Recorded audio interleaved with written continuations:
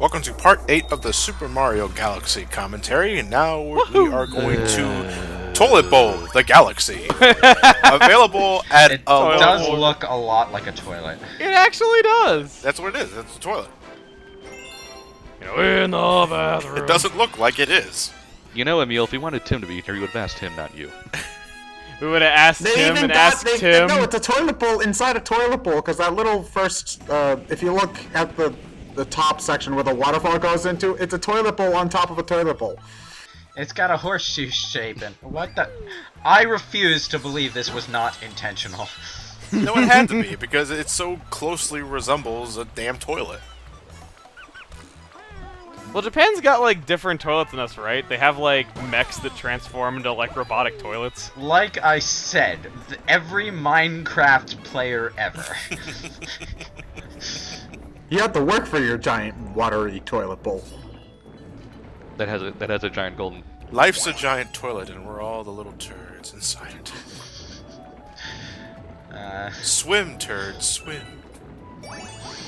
At the very least, swimming isn't as obnoxious in Galaxy as it has been in some other Mario games. The C button to center the camera behind yourself, and then like the spin attack to move forward quickly, which John isn't doing either of. The camera's even stuck while I'm saying that.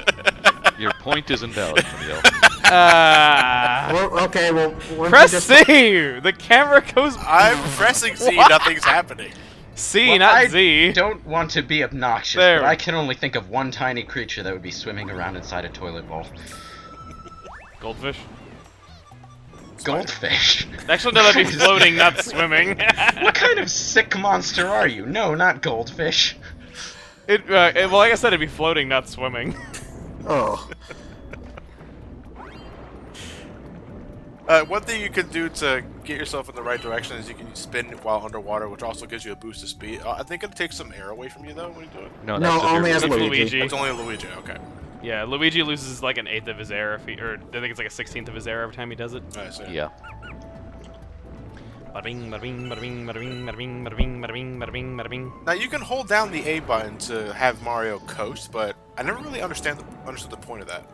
Yeah, it started in 64, and I kind of preferred the breaststroke even then. Well, that was just to make it so you could turn without having to move forward. You don't go as fast, though, as constantly stroking. Yeah.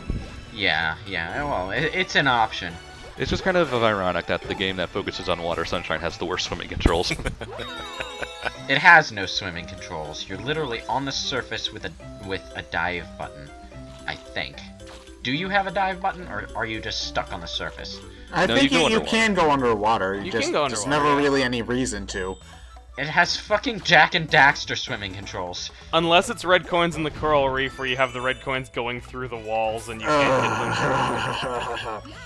That was so poorly programmed. Yeah. So, John, what was that about not going out of your way for 1-ups? Well, that depends. If it's right there and it's glowing, it's right in front of my face, and I feel like getting it, because fuck you, Ted, I'm gonna get it.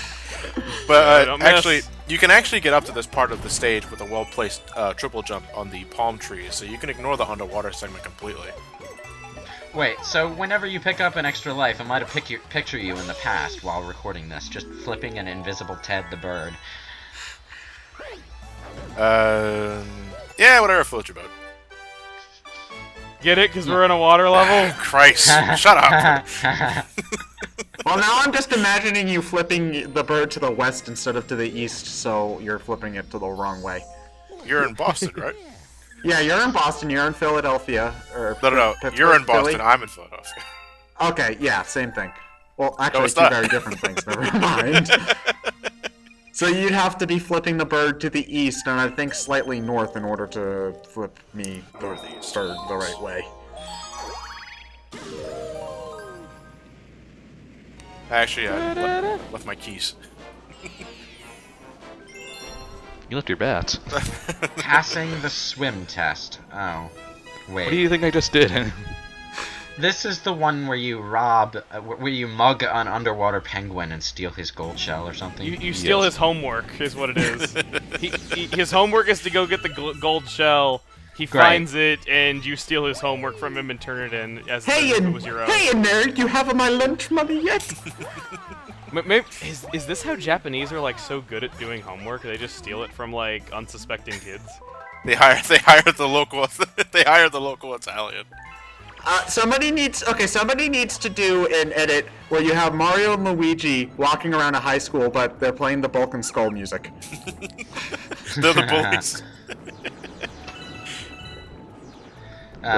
Would the Power Rangers in this case be the multicolored toads? And I like how there's other penguins trying to steal his homework from him. Yeah, I think this is actually the shortest mission. Well, assuming you can find the thing. It doesn't take that very long, I don't think. Well, I thought you were gonna throw it at him while he was... It is a very big and shiny gold shell. The damn thing glows. You can see it from halfway across the level. Well, when I was playing the game, I spent most of my time looking for it because I thought it was like on the ground or something. Phew. Oh, I'm sorry. Yeah. It just slipped. Well, he's not having children now. And nothing of value was lost. That's okay. I was sterile Okay, anyway. you keep on pissing off that penguin. He's gonna just keep on making that green star course more and more difficult. Just saying. The Black Luma is there any like sort of significance to him besides being the one that's is he Rosalina's number 2? He's Rosalina's assistant. His name is Polari. Oh. I always called him Mr. Peabody. Mr. Peabody. Huh. So does he just teleport into every single dome, or is there's just like simultaneously exists in 5 planes of existence? Damn.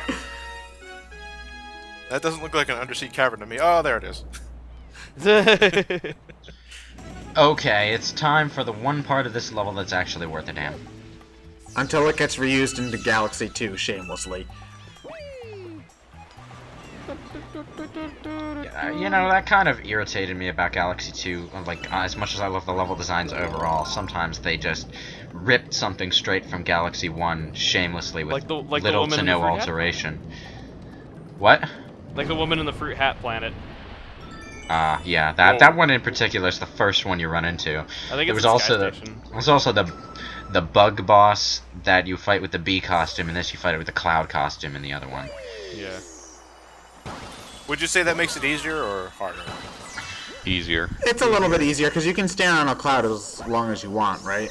Well, No, yeah. not completely. It does run out there, but it's a lot more forgiving than the bee. Because I know this Galaxy makes a comeback in Galaxy 2, but it's like you have to deal with like really super fast thwomps and. Well, it's a double time of the double time, so it's 4 time. Yeah.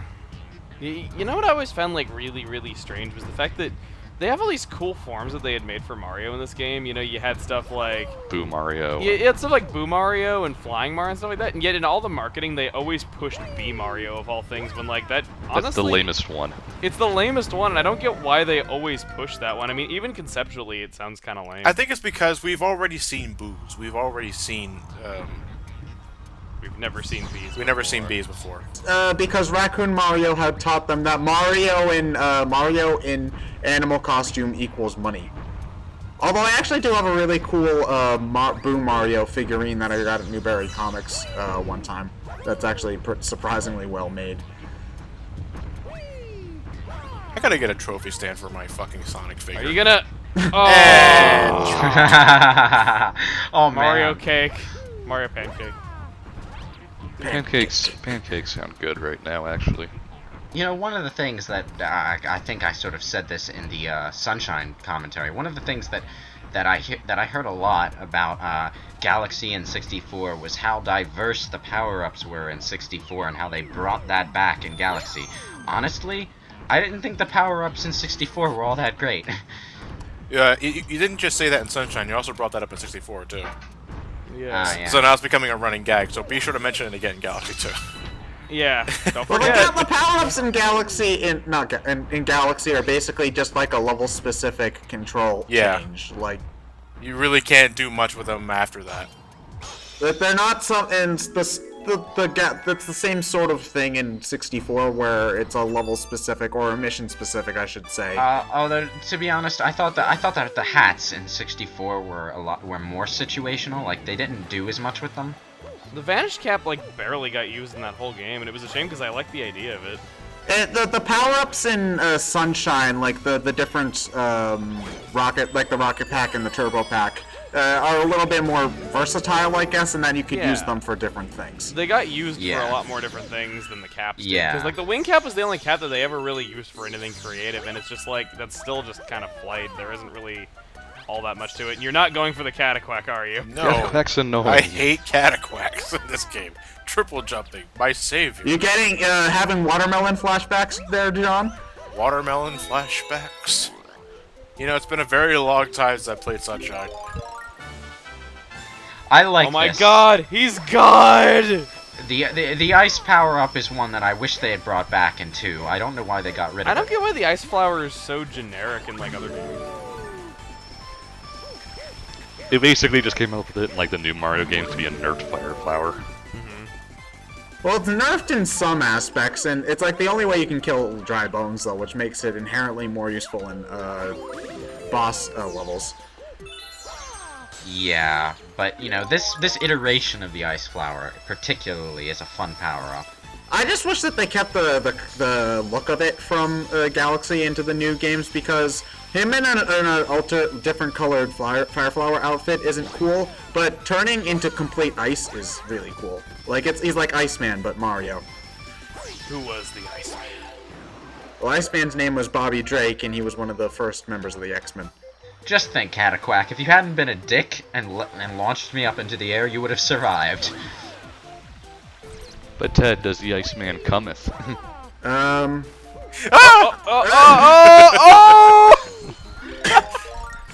Some epic triangle jumping skill. And What? Killed itself randomly. It's just like, no, I don't want to help you. I'm really thirsty. oh right, I forgot I'm allergic to water. How is he? Okay, if he dies from water, how has he been living there like his whole life? Because the residents of Isle Delfino have evolved to turn into dipping dots when they touch what? You see, God plucked a Cataquack off of Isle Delfino and just dropped him on an island. Because fuck you, Cataquack. I hate you. Why would you do that? God hates Cataquacks the same as the rest of us. I know that they're called Piantas, like I know that's their official name, but please tell me as a kid I wasn't the only one who called them Delfinoians. Nope. You might have been. I think you might have been the only one, yeah. Because like I didn't know what Piantas were called. My first playthrough, I was like, oh, they're Delfinoians. No, I just didn't call them I didn't call them anything on my first playthrough. You know what I called them? Annoying. I call them twats. Oh come on, I like Piantas just fine. I mean, come on, you have to admit that's pretty. I like that. I'm in a hum. That's actually a really good impression of them. Diamond Chuckster. Ugh. What? I kind of like the Piantas, to be honest. I was glad to see them again in Galaxy I don't like 2. them at all.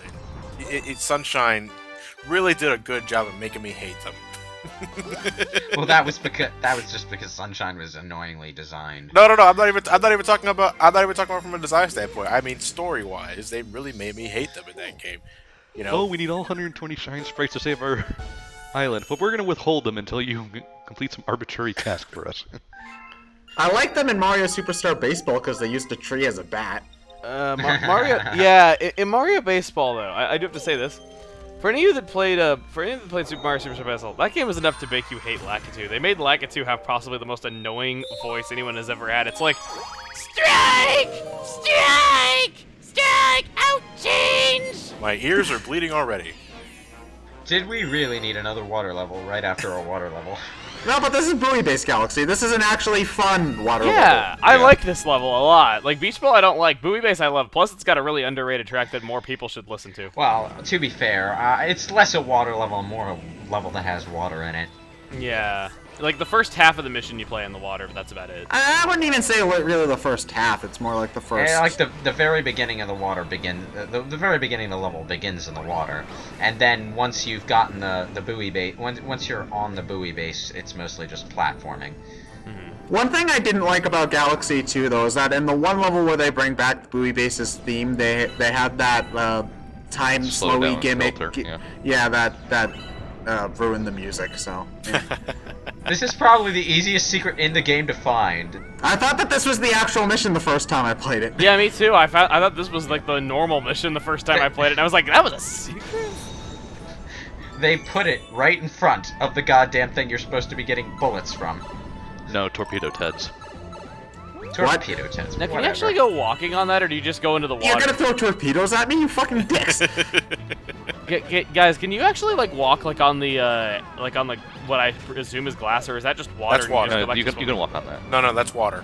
That is? Yeah, it's looks water. like glass. You fall through it. You go through that. The camera will turn upside. Will turn upside down. You're back in the water area again. Ah, okay. No, that I was sucks. just curious. Oh, I thought he was gonna go off the edge. How is it hanging on that? How is what? What? What? Tell me your secrets, and I will spare your life. No, I won't. No, I'm kidding. You're a bad guy.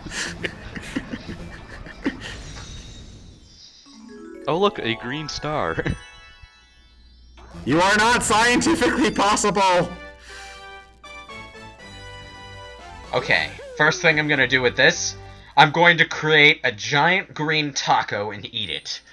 That's gonna be the very first thing that you question scientifically, not Mario not breaking his legs like 16 times over already. Well, I assume that Mario just has like super mutant radioactivity. Reds. I don't know. He has an adamantium skeleton like Wolverine. That's actually one thing I do like about the X-Men is that their main character is an absolute pussy against their main villain. Because like the only reason that Magneto doesn't rip Wolverine apart and put him into tiny pieces is because he's feeling nice. Well, if he did that, Wolverine would just grow back. But didn't he do that anyway? No, one time he ripped all the adamantium out of his skeleton and then he got bone claws, which was 90s. But like, if he wanted to, Magneto could just like lift his skull off of his head, and then you wouldn't have him anymore. So. And then he'd conveniently regenerate because Wolverine. Well, no, that just depends on what universe you're talking about. It's I think Wolverine. He has cloud immunity. Wait, hang on. Why would Magneto rip the adamantium out of Wolverine's skeleton? That's like, I'm going to take away my one power over you now. Because he thought that would, I don't know, makes Wolverine kind of. Well, not useless, but he makes him less durable at the very least. It makes Wolverine kind of dead. Kind of. Be the key word there. But you could fire him into the sun and he would still heal. Because Wolverine. Well, to be fair, kinda dead is really the only amount of dead you can make any comic book character. Except Uncle Ben and Bruce Wayne's appearance. Yeah. It seems your friend here is only mostly dead. There's a big difference between mostly dead and all dead. Exactly. It's how comic books function. Can't be killed, just stalled. Again, unless your name is Uncle Ben or Bruce Wayne's appearance. Yeah. Then you're just dead. I liked this tweet that I saw the other day about like the new casting for Batman. How there was somebody who tweeted saying it was like they're making a mockery of the story of a billionaire who dresses up like a bat and fights evil clowns, ruining it. Geez, Scarecrow, you better stop. It's not like I'm wearing hockey pads. Man of Steel, despite being a pretty awful movie, had good casting, so I don't have any reason to believe that they won't do the same thing for... I hope they're not calling it Superman versus Batman, because that's a really dumb title, but... Remember, sorry. Oh, that was just what I was done. Oh, sorry, I thought you were gonna keep talking. I remember the Green Lantern movie a few years back, how everyone was so hyped for that and thought it was gonna be like the greatest movie ever made. Nobody thought that No was one going thought to it was be going to the be greatest. good. We were hoping it would just be okay at best. John thought that it was gonna be amazing, and so did like everyone else that I knew at the time. It was crazy. Like I didn't think it was gonna be that I was good, just but hoping like, it didn't suck, which it did. but like everyone I knew thought it was gonna be like the greatest movie ever made, and I'm just like, really? No. From when I saw the first poster for that, which was basically Ryan Reynolds' head on a green screen, I was just like, Green ugh. screen. It was just, ugh. Because that's basically that movie, is Ryan Reynolds' head in a giant floating around on a green screen. Hey, it's an accurate representation of the movie. I think you're having a little trouble there, Tony? Oh, what gave it away?